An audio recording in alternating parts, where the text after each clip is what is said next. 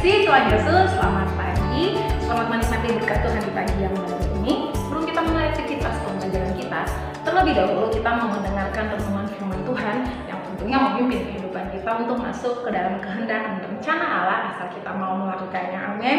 Nah, anak-anak SMP dan anak-anak SMK Kristen Elim, firman Tuhan kita pada pagi hari ini terambil di dalam kitab 1 Yohanes pasal yang kedua, ayatnya yang ke-8 sampai ayatnya yang ke-11. Demikian firman Tuhan. Namun perintah baru juga yang kutuliskan kepada kamu telah ternyata benar di dalam Dia dan di dalam kamu. Sebab kegelapan sedang lenyap dan terang yang benar telah bercahaya. Barang siapa berkata bahwa ia berada di dalam terang, tetapi ia membenci saudaranya, ia berada di dalam kegelapan sampai sekarang. Barang siapa mengasihi saudaranya, ia tetap berada di dalam terang, dan di dalam dia tidak ada penyesatan.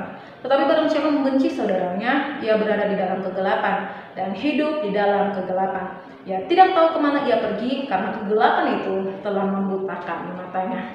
Amin buat kebenaran firman Tuhan kita pada pagi hari ini. Nah, anak-anak SMP dan anak-anak SMK Kristen Elim, percaya atau tidak, sebenarnya setiap kita harusnya mati tapi terlihat hidup. Nah, kok bisa hal ini terjadi? Kita mati tapi terlihat hidup. Atau mungkin kita sebenarnya nggak menyadari kalau sebenarnya kita tuh sedang mati rohani tapi kelihatannya hidup.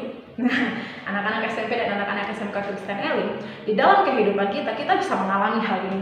Mati tapi terlihat hidup ketika yang pertama, kamu rajin ke gereja, kamu suka mendengarkan firman Tuhan, kamu suka memuji, menyembah Tuhan, tetapi dalam kehidupan sehari-harimu, kamu melakukan hal-hal yang jahat di mata Tuhan. Mungkin di mata orang lain, kamu bisa kelihatan sangat rohani. Kamu bisa kelihatan sangat jujur, sangat hidup benar. Kamu bisa kelihatan saat menyembah dengan sungguh-sungguh. Kamu akan kelihatan sangat luar biasa ketika kamu berdoa dengan sungguh-sungguh. Tapi sehari-harimu yang kamu lakukan adalah sesuatu yang jahat di mata Tuhan.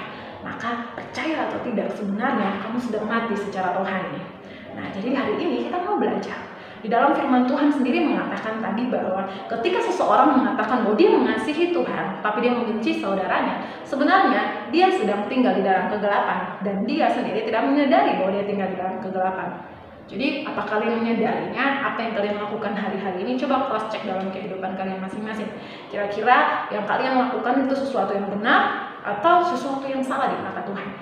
Mungkin kalian bisa mengelabuhi mata manusia dengan kelihatan kalian melakukan hal yang baik dan benar, tapi kalian tidak bisa mengelabuhi mata Tuhan. Amin. Gue pernah menyampaikan firman Tuhan beberapa hari yang lalu bahwa ketika kamu melakukan sesuatu, Tuhan sedang menilai hatimu. Nah, ini sebenarnya sesuatu yang harusnya kita sadari dalam kehidupan kita, bahwa Tuhan melihat hati kita, perbuatan kita, apa yang kita lakukan sehari-hari.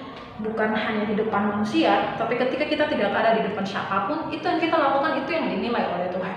Tuhan ingin melihat hati kita yang benar di hadapannya. Jadi kalau kita masih suka hidup dalam dosa, kita masih suka membenci, tidak suka memaafkan, suka berselisih, suka mengatakan hal-hal yang tidak pantas, tetapi kita kelihatannya memuji, kelihatan menyembah Tuhan, kita di ibadah gereja kita melakukan dengan baik ibadah kita, tapi kalau kehidupan sehari-hari kita tidak benar, sama saja kita mati secara rohani. Jadi hari ini kita mau belajar dari firman Tuhan ini bahwa yang paling penting dan utama dalam kehidupan kita adalah ketika kita tetap hidup secara rohani.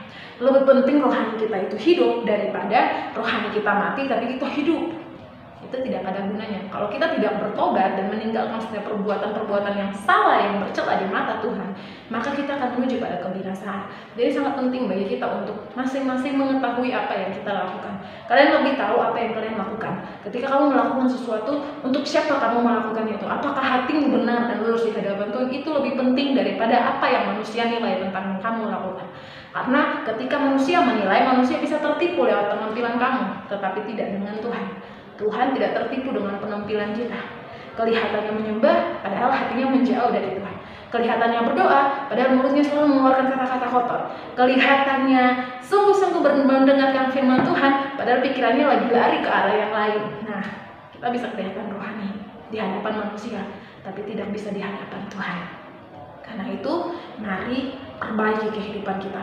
Ibu Eta selalu menyampaikan bagi kalian anak-anak SMP dan anak-anak SMK Kristen Elim bahwa harapan dari Ibu Eta adalah kalian semua hidup benar, sungguh-sungguh benar di hadapan Tuhan. Bukan apa yang orang lain lihat dari kalian, tapi apa yang Tuhan nilai, itu yang lebih penting. Karena manusia cuma melihat apa yang kelihatan di depannya. tetapi Tuhan melihat apa yang ada di hati dan pikiran kita. Jadi mari kita murnikan kehidupan kita di hadapan Tuhan. Lebih baik kamu kelihatan sungguh-sungguh beribadah pada Tuhan di hadapan Tuhan daripada di hadapan manusia. Karena melakukannya untuk mendapatkan pujian atau diakui oleh manusia itu tidak ada gunanya.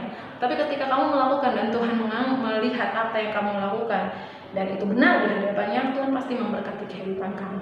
Jadi mana yang kamu pilih hari ini? Mau kelihatan hidup tapi mati secara rohani, atau mau hidup dan hidup di dalam rohani yang benar di hadapan Tuhan? Nah, itu saja yang bisa Ibu Eta sampaikan bagi setiap kita. Ibu Eta percaya kalian sudah mengerti firman Tuhan dengan baik, bahwa kalian harus melakukan apa yang pantas, yang benar di hadapan Tuhan. Itu lebih utama daripada kelihatan di hadapan manusia. Karena ketika Tuhan menilai kamu baik, firman Tuhan sendiri katakan ketika Tuhan berkenan pada jalan seseorang, maka musuhnya pun bisa diperdamaikan dengan dia. Jadi lebih penting kan berkenan di hadapan Tuhan daripada berkenan di hadapan manusia. Ketika kamu berkenan di hadapan Tuhan, musuhmu, orang-orang yang membenci kamu, orang-orang yang tidak suka pada kamu, bisa diperdamaikan Tuhan dengan kamu.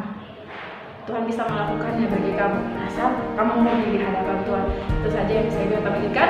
Tuhan Yesus memberkati kita semua.